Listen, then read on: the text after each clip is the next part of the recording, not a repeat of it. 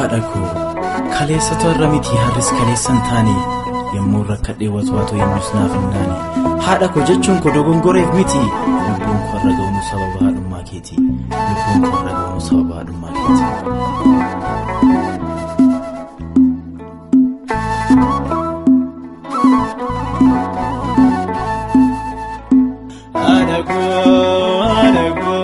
Garummaa keenya maagifteko gochaa keenya odeessa yooma jedhee garaa si cibsa adako garummaa keenya maagifteko gochaa keenya odeessa yooma jedhee garaa si cibsa.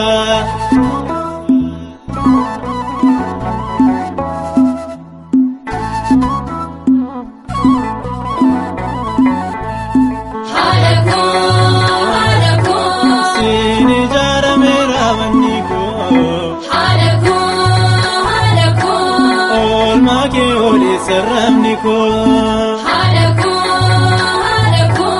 Gara la fetiras lugada Hadako Arar summa ke faragana Hadako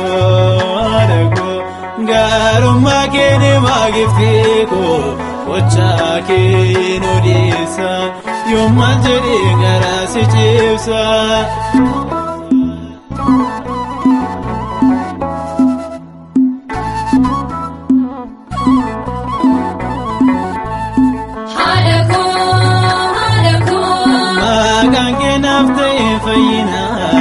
Hadako Mariam ya Ulfina Hadako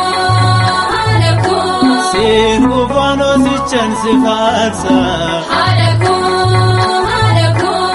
Epuko silalin usa Hadako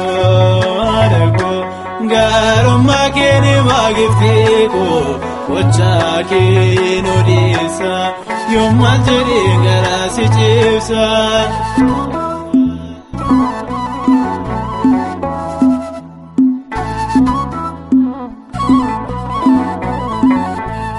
Hadako Situ ta'e abdii dookimaasi Hadako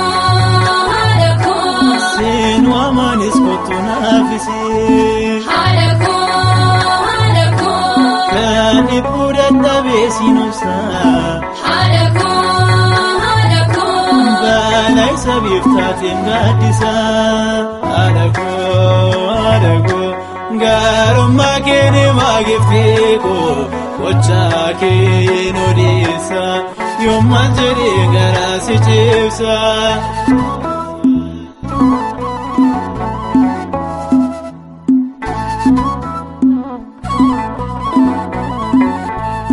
Hadako